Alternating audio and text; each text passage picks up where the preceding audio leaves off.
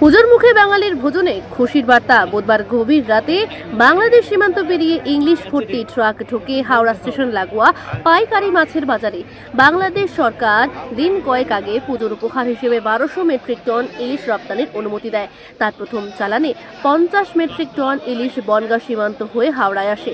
Kolkata fish importers অ্যাসোসিয়েশনের সম্পাদক সৈয়দ আনোয়ার মকসুদ জানান, আজকে 50 মেট্রিক টন মাছ এসেছে, তবে বাংলাদেশের ল্যান্ডিং খুব খারাপ।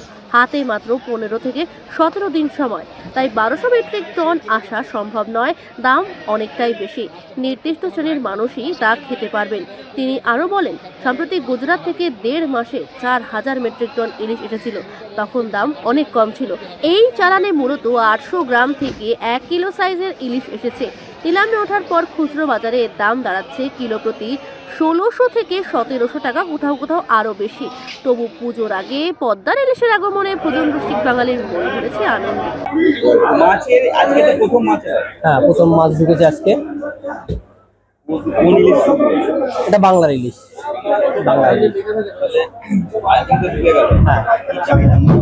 মাছের চাহিদা দেখুন, মাছের চাহিদাটা আমাদের এখানটায় যেটা হয়, রান্না পুজোর আগেই মাছের চাহিদাটা ভালো থাকে। এবার যেহেতু রান্না পুজোয় মাছটা ঢোকেনি, তো রান্না পুজোর পরে মাছটা ঢুকেছে, কিন্তু চাহিদাটা খুব কম মানুষের ভিতরে। আমাদের যেমন বোম্বে, উড়িষ্যার মাছটা এবার প্রচুর আমদানি। এই মাছটা খেয়ে খেয়ে মানুষের মোটামুটি পেট পুড়ে গেছে, হ্যাপি হয়ে গেছে। তো এখন যেটা আছে, মানুষের শখ আছে যে বাংলার ইলিশ নেবো, বাংলার ইলিশ খাবো, পদ্মার ইলিশ।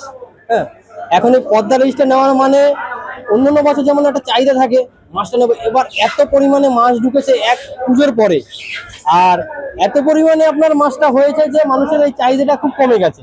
এখন অল্প স্বল্প বিক্রি হচ্ছে মাছ। হ্যাঁ, অন্যান্য বছর রান্না পুজোর আগে ঢুকে, কিন্তু এবছর রান্না পুজোর পরে ঢুকেছে বলে বাজার খুব খারাপ, মানুষের মনে চাহিদাটাও একটু কম। দেখুন, দামটা ওখানে যে হিসাবে কেনা সেই হিসাবে তো বিক্রি করবে। তো এখন যে পজিশন ওটা ধরে নিয়েছে যে সেই হিসেবে বিক্রি করতে হবে, কিন্তু ওই হিসেবে বিক্রি হবে না, মাছের রেট অনেকটা ডাউন হয়ে যাবে। হ্যাঁ, রান্না পুজোর আগে ঢুকলে খুব চাহিদা থাকতো মাছের, এখন অনেকটাই কমে যাবে। কারণ এখন পর্যন্ত 9টা বেজে গেছে, হাওড়া মার্কেটে এখন পর্যন্ত রেট খোলেনি। কারণ 2 কেজি, 5 কেজি, 10 কেজি এটা কোনো বিক্রি নয়। যখন পেটি পেটি চলে যাবে ওটা বিক্রি। এক একটা পাটির 400 পেটি 500 পেটি করে মাছ আছে, এরকমের 7টা-8টা পাটি আছে, পাটির মাছ ঢুকেছে। কিন্তু ওই 10 কেজি 5 কেজি বিক্রি হলে ওটা কোনো বিক্রি না। যখনই পেটি পেটি কোনো পাইকার নিয়ে যাবে তখনই বিক্রি।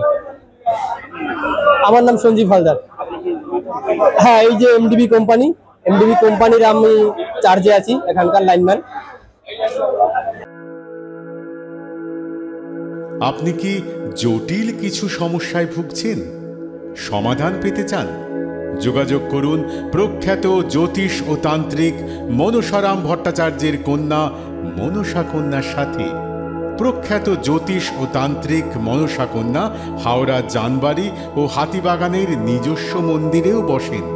যোগাযোগ 9830106967 আর 9239655323।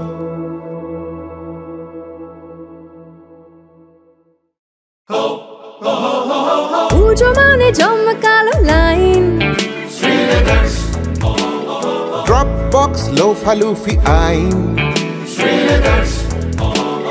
পেপারের ক্যাটালগে আঁকা, বাঙালির ইমোশনে মাখা। এ ভরসা কি উপায়, জার্নি পায়ে পায় পৌঁছে দেবে ঠিক ডেস্টিনেশন। বিশ্বমান শ্রীলেদার্স, খাঁটি দাম শ্রীলেদার্স। শ্রী লেদার্স, হাওড়া ময়দান। কলার তুলে নয়, বুক চিতিয়ে চলা।